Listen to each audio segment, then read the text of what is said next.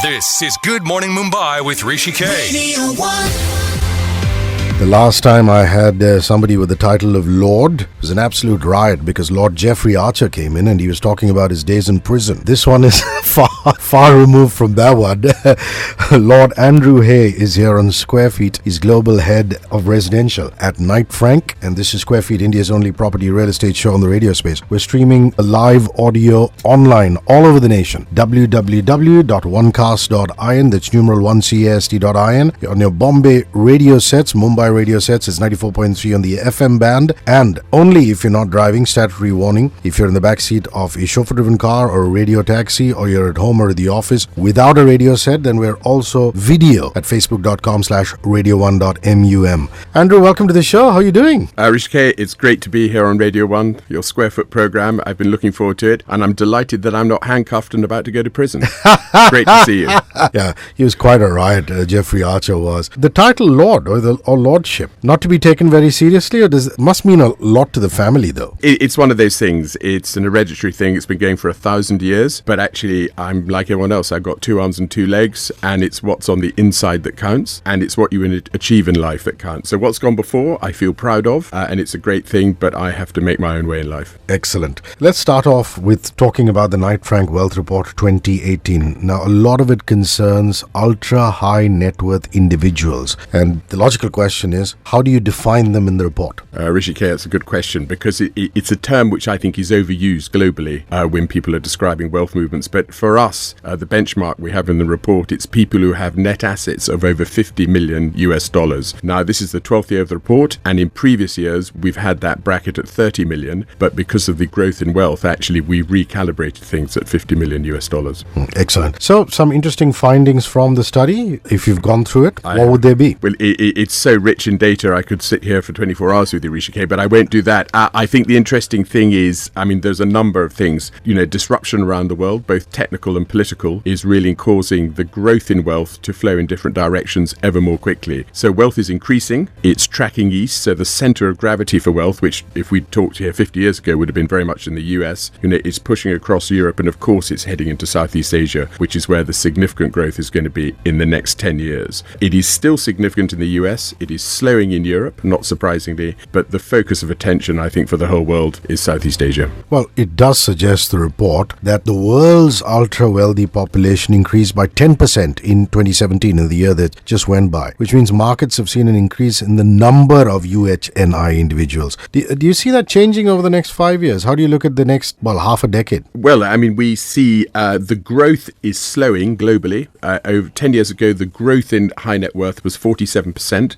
and we forecast in the next 10 years it will be 42%. So still very significant growth. But the fascinating thing is that in Europe it's slowing, and it will be a modest 12 or 13%. In the United States, the growth will be about 31% in the number of high net worth individuals. But in this part of the world, it's ranging between 72% and 91% growth in China. Enormous growth, but in a very different part of the world. And where they invest it, of course, is the big question that everyone asks. Well, we had Jonathan Duncan from Barclay, and he was elated that London is number 2 on the list, the most important global city for ultra-high net worth individuals. New York, of course, has beaten London. Are you a Londoner too? If you are, then that must make you very happy. Well, our global business is based in London. I'm actually Scottish, which is very different for being English. It's sort of a North Korea, South Korea type thing. Well, I tell you this, everybody in India knows Sean Connery.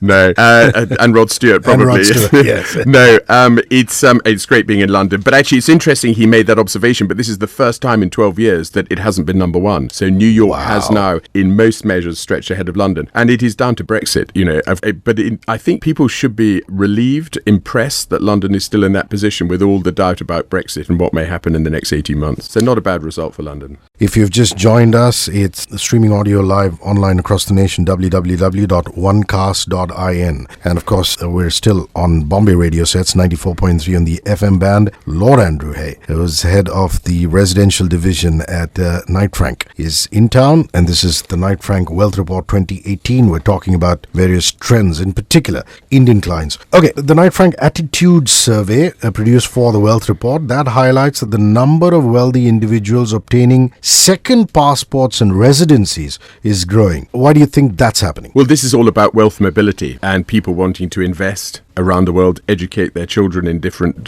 territories, and looking for safe haven status. So that is growing. It's not just the number of people attaining a second passport, but it's also the number of people who aspire to move in the next 2 years. That figure is also up year on year. And this is all about the velocity of wealth movement, and it is frenetic. But just coming back to New York versus London, why do you think London is as popular as it is? I mean, being number one for so many years, even if it's been dislodged temporarily so, what is it that draws Indians in particular to London? Well, I think, Indians probably have the strongest draw of pretty well anybody because there is such a strong cultural and historic link, and a lot of Indian families have already got family members in the UK. But it's very much, I think, if you go across the basket of nationalities who bought in London last year, so that would be about 73 nationalities, it's to do with education, it's to do with the sound legal system, a sound property system, safe haven status. It is a safe and steady place to invest and live despite tax changes and despite Brexit. And on a lighter note for Indians, there's always the cricket.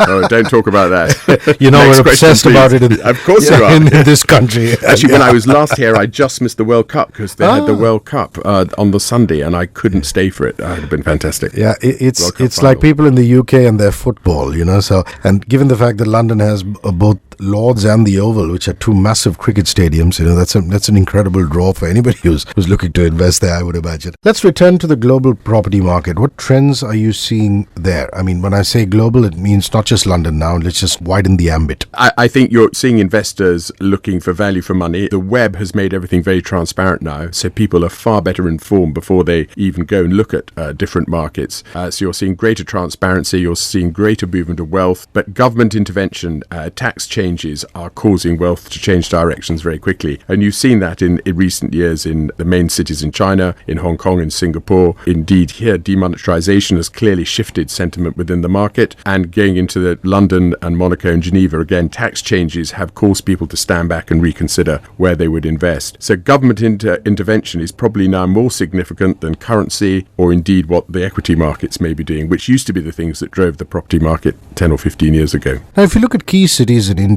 I was actually quite pleasantly surprised to know that a smaller satellite town like Pune, for example, is putting out ultra-high net worth individuals. So, in that aspect, how's the property market performing in key cities in India? I mean, we always obsess about Mumbai and Bengaluru and Delhi, but it looks as though these small satellite townships could be the future. Well, I think, fun enough, you see the same in every country in the world, but I think in India it's magnified because of the size of the population and the number of the cities. But similarly in China, you have what in China perhaps would be called tier 1 cities, and maybe you can consider Mumbai and Delhi like that. And then you have these strong regional hubs, which are still very significant centers of population and wealth generation and industry. And inevitably, they are having their day when some of the larger cities look expensive, overpriced, oversupplied with stock perhaps. And, people do like to buy locally as well as in their capital city and as well as offshore. It doesn't surprise me at all. The differential in pricing, I'm sure, is significant, and that becomes attractive for an investor. Okay, I'm going to get into specifics now.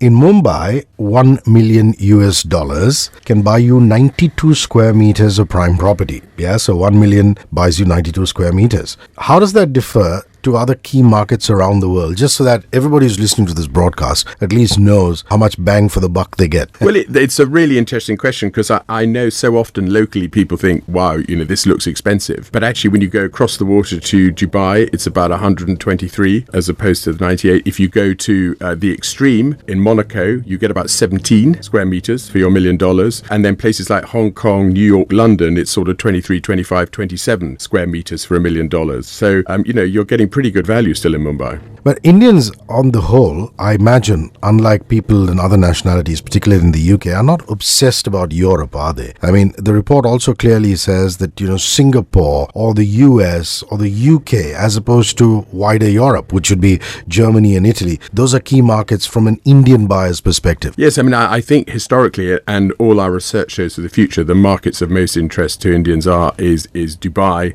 and the UK. and the US. But there are other nationalities who seem to invest over a much wider spectrum. And funnily enough, Europe's come right back into fashion, having been off the scale for 10 years. And Frankfurt and Berlin in particular, and now Paris, are coming up the ranks extraordinarily. With all the unsettled nature of Europe with Brexit, Frankfurt and Berlin are actually considered now to be safe havens. Why would you want a safe haven within Europe? But that shows potentially how unstable it is. There's big political shift in Paris, in France, in Spain, and now the result of the Italian elections with a far-right swing, which is happening all over the place. The people are really looking for where they think the most stable markets are. Lovely.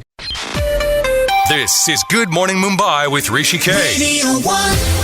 Continuing this engaging hour in studio with Andrew Hay. He's Global Head Residential at Knight Frank. We're talking about Indians, ultra-high net worth individuals going outside the country and, well, investing in what else but property on India's only property real estate show on the radio space. So, some behavior patterns or trends that you've seen amongst Indian buyers over the years, how active they've now become compared to previous years. Andrew. The Indian buyer is significant in certain markets, Dubai, London, New York, but I think is yet to really come onto the global stage. I personally am anticipating that in the future, I think the Indian investor will be as important, if not more important, than the Chinese investor. And typically they are very shrewd, which I have huge admiration for. It's quite frustrating sometimes, but I think their research and their approach, of all the global investors we see, we are, to use a Scottish phrase, they are some of the most canny, i.e. wise and considered. But the report also interestingly talks about 27% of ultra-high net worth individuals who are Indian have already invested in collectibles such as art, wine or classic cars. So it's interesting to know that there is a gradual change. But I imagine the millennials in particular would be aching to get out of a box, or think out of the box. The millennials, you're younger than I am, but you're not quite a millennial, Hrishikesh. Sadly. But I think they are, for any industry, they are still an unknown quantity in many ways, but they are clearly different. They're clearly very mobile, they're very aspirational, and they're very instantaneous. And it's interesting, so the collectibles, which can be transacted much quicker, I can absolutely see the collectibles being high up the list of the rich millennial. I think property you're fixed. Property doesn't move. It's a great asset class in terms of long-term investment and security, but actually if you're a fleet-of-foot millennial who's going to have 10 jobs by the time he's 30 and lived in 3 countries, do you want to be tied to real estate? And that's something that we're still unraveling. Yes, of course, they do invest, but I think in some of the collectibles, that particularly things like watches, they find that a very attractive asset class, and you see the performance in those, what I call investments of passion, performing very well in the last year. Okay, let's come back to your core strength, which is residential property. Sorry to break you. No, I like talk that. collectibles. I like collectibles. Yeah, great. The really interesting thing about collectibles is I think the classic car element is the one asset class that the Chinese investor has not yet got into. And there was a classic car that was sold in the UK last year for $23 million, driven by Sterling Moss at Le Mans. But when the Chinese investor comes into the classic car market, just watch that space. That's a very interesting fact. I'm going to hang on to that one.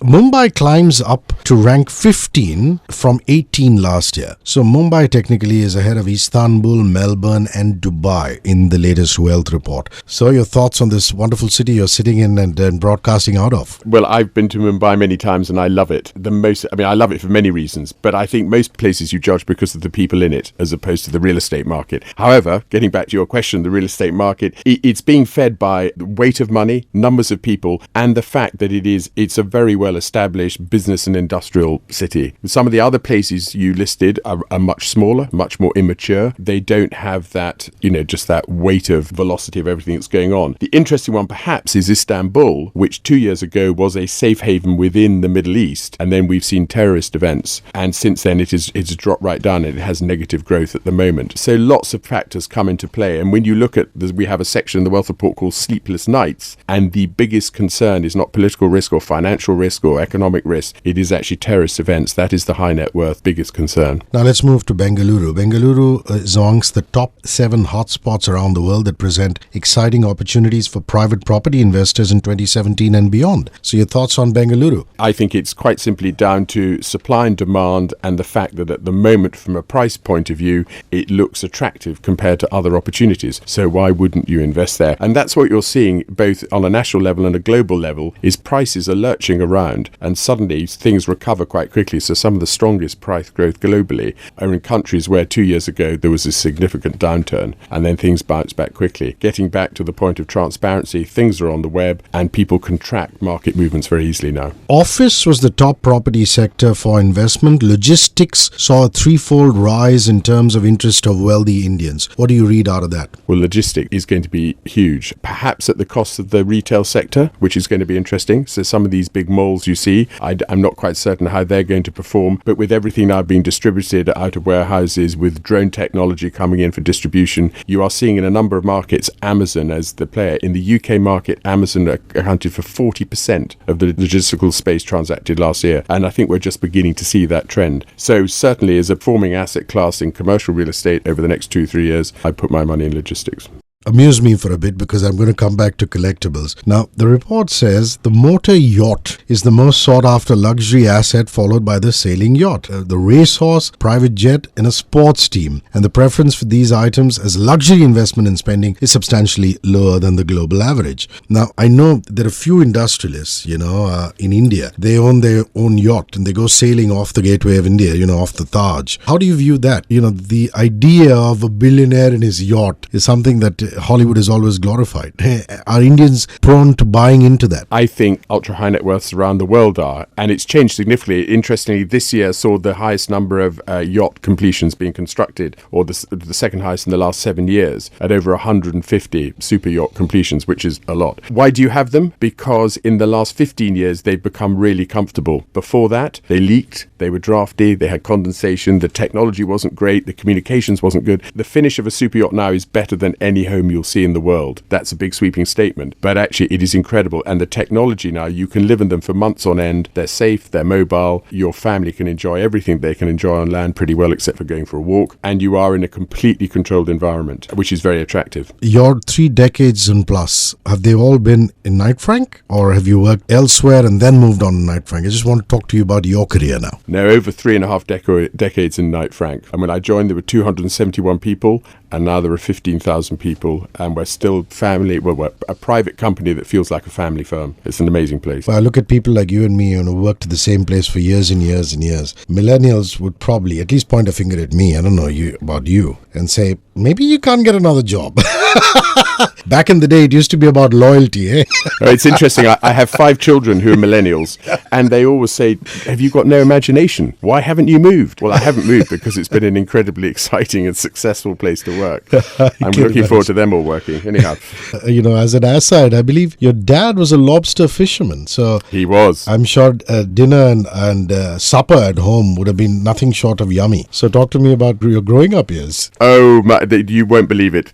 I was brought up in a remote island in the west coast of Scotland. We made our own electricity. We had no fridge, no deep freeze. We pumped our own water. Newspapers came 5 days late. Shockingly for you, there was only one radio station because that's all you could get. There was no television. It was the most beautiful place in the world. Wow. And we ate like kings because there were salmon and lobsters and everything fantastic. So my wife thinks I had a dysfunctional childhood. I think I had a perfect childhood. Very beautifully put. Now, this is something I have to ask you about. A little birdie tells me that in August of 2011, you undertook the private sale of a country home near Henley-on-Thames in the UK for a sum reported in the Financial Times at the time, £140 million, the highest price ever paid for a single residential asset in the UK at the time, ladies and gentlemen, a record which remains to this day. Now, tell us all about it. Are you in a position to tell us who the owner is? No, I'm not. I'm just trying my luck. No, quite right. No, yes, fun enough, it was the last transaction I did because now I have the privilege to run a very big part of our business. But it was a fantastic deal. It was an extraordinary property. They'd spent 3 years developing it. They had 500 people working on site. It was 50,000 square feet. And where Knight Frank was brilliant, because we look after 673 billionaires, we went through our database and we worked out exactly who we thought we would buy it. And we went from 673 to 250 to 100 to 50 to 10 to 6. And with all the research, we then choose 6 people, and I made 6 phone calls, and 2 of them weren't even looking for real estate, and all 6 came round, and 2 of them bid, and we got that figure. And that's the power of Knight Frank. No advertising, no internet, just high quality intelligence on some very rich people. And they were all so thrilled to be approached by such a unique asset. Fantastic. Wonderful. Andrew, I have to say this has been really enjoyable, but all good things must come to an end. Thank you for coming on to 94.3 Radio 1 and Square Feet. And it was a wonderful hour of conversation, not just about global wealth and the report, but also about your very, very interesting life. Thank you, and see you soon. Hrishikesh, thank you. I've been spoilt. Thank you for a great hour.